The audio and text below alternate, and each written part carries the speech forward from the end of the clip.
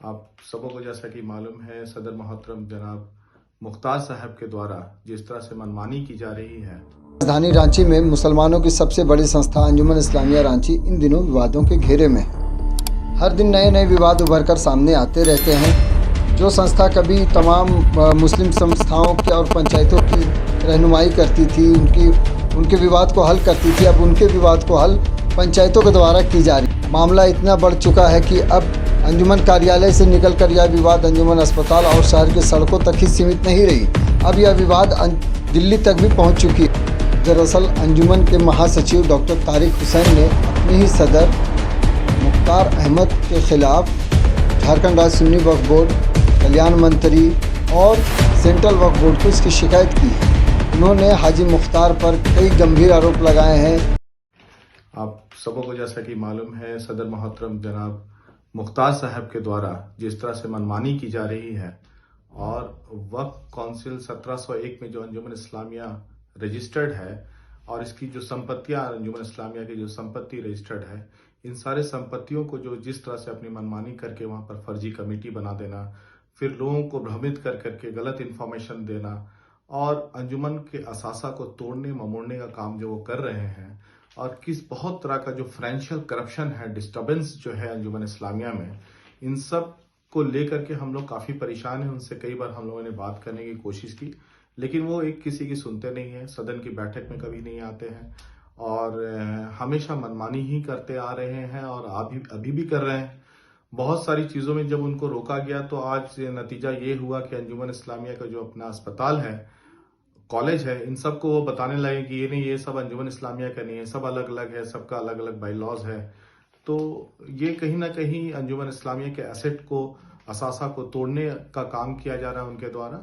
और कुछ बाहरी लोगों का सपोर्ट ले करके और सदन में कोई डिसीजन नहीं ले करके अपने अंजुमन इस्लामिया के जो मेंबरान हैं उनके बीच में बैठ करके कोई डिसीजन नहीं लेना, बाहर में अपने दुकान में या कहीं और बैठ करके मंसूबा बनाना, डिसीजन लेना, ये सब जो चल रहा था अंजुमन इस्लामिया से, इससे काफी हम लोग परेशान और चिंतित थे। और इसका नतीजा ये हुआ कि अंजुमन इस्लामिया के जितने मेंबर हैं और मैं जब उनके साथ मैंने मीटिंग की तो उन्होंने कहा कि अब ये जो इन्फॉर्मेशन है, ये वक्फ बोर्ड जाना बहुत जरूरी हो गया है और जिस तरह से उनकी मनमानी चल रही है, जिस तरह का फर्जी कमेटी उन्होंने बना करके अंजुमन इस्लामिया में कब्जा करने की कोशिश की है और भी कई ऐसे काम वो करने जा रहे हैं जिससे काफी नुकसान होगा अंजुमन इस्लामिया को। तो अंजुमन इस्लामिया को बचाने के लिए हम लोगों को ये प्रॉपर स्टेप उठाना बहुत जरूरी था। अंजुमन इस्लामिया के महासचिव होने के नाते अपनी जिम्मेदारी समझते हुए हमने पहले इसकी जानकारी कल्याण मंत्री श्री हाफिजुल हसन साहब को पहले दिया। उसके बाद फिर रांची वक्फ बोर्ड में जो सीईओ हैं उनके पास जाकर के लिखित रूप में उनको भी सारा इंफॉर्मेशन देने के बाद मैं अभी दिल्ली आ गया हूं और आज मैंने सेंट्रल वक्फ काउंसिल विजिट किया। वहां पर मेरी मुलाकात होनी थी एसपी सिंह तेवतिया से जो सचिव हैं, लेकिन किसी कारणवश मैं उनसे नहीं मिल पाया और उनके गैर हाजिरी में मेरी मुलाकात जनाब अफजालुल हक साहब, जो यहाँ के लीगल कानून अधिकारी हैं, लीगल ऑफिसर, लॉ ऑफिसर हैं यहाँ पर वक्फ बोर्ड के, उनसे मेरी मुलाकात हुई। बहुत विस्तार से मैंने डिस्कशन किया। सारी बात जो है किस तरह से अंजुमन इस्लामिया के असासा को तोड़ने की साजिश रची जा रही है, किस तरह से अंजुमन इस्लामिया अस्पताल में फर्जी कमेटी बनाकर वहां पर कब्जा करने की कोशिश की जा रही है और अभी एक और उनका मंसूबा चल रहा है कि गलत तरीके से लोगों को भ्रमित करके और मुतज़मा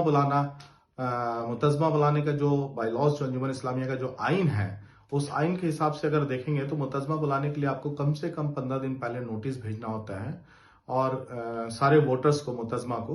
ताकि उनको वक्त मिले और सारे लोग आए, वहां पर अवेलेबल रहें, ताकि वहां पर कुछ कंक्रीट बातें हो सके और हिसाब किताब दिया जा सके। पता नहीं क्यों उनको ये बात क्यों नहीं समझ में आती। पिछले 12 साल से वो अंजुमन इस्लामिया से जुड़े हुए हैं, महासचिव के पोस्ट में कई साल उन्होंने गुजारा और अभी भी इस सब बातों को अगर वो नजरअंदाज करेंगे कि अंजुमन इस्लामिया का आइन क्या कहता है और वो क्या कर रहे हैं, तो ये बड़ा चिंता का विषय बनते जा रहा है। और यही सब बातें को लेकर के हम लोग आज यहाँ पर दिल्ली हम आए हुए हैं। मुलाकात मेरी हुई यहाँ के जो कानून अधिकारी हैं, लॉ ऑफिसर जो हैं वक्फ बोर्ड के, उनसे मुलाकात हुई।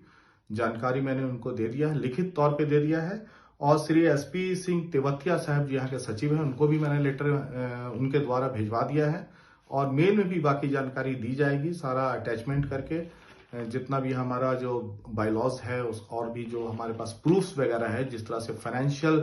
करप्शन हुआ है अंजुमन इस्लामिया में और जितना तरह का डिस्टर्बेंस फाइनेंशियली चल रहा है अंजुमन इस्लामिया में, जिस तरह से लूटा खसोटा जा रहा है और आगे भी मंसूबा बनाया जा रहा है कैसे इसको और बुरे तरीके से इसको बर्बाद किया जाए, लूटा जाए और फर्जी कमेटी बना करके कई जगह कई असासों में कब्जा किया जाए। तो इसकी जानकारी देनी थी, वो मैंने दे दिया है और इंशाअल्लाह आगे की कार्रवाई भी हम लोग करने जा रहे हैं। बहुत जल्द हम लोग मजलिस अम्मा से भी मुलाकात होगी। मजलिस अम्मा आम पब्लिक को बोलते हैं, जहां पर लोग समझेंगे कि एक्चुअली अंजुमन इस्लामिया रांची में चल क्या रहा है। ये लड़ाई किसी सचिव और अध्यक्ष के बीच की लड़ाई नहीं है। ये लड़ाई जो है वो सिस्टम की लड़ाई है। अंजुमन इस्लामिया के आइन को बचाने की लड़ाई है, अंजुमन इस्लामिया के असासा को बचाने की लड़ाई है। इस लड़ाई में हम सब, हमारे जो मेंबरान हैं वो हमारे साथ हैं और मेजोरिटी से हमारे जो मजलिस आमला के मेंबर हैं वो मेजोरिटी में हमारे साथ हैं और उन्होंने कहा है कि हर पल हम लोग साथ रहेंगे, क्योंकि हम लोग के ऊपर एक जिम्मेदारी है अंजुमन इस्लामिया को बचाने की और इंशाल्लाह इसको हम लोग निभाएंगे।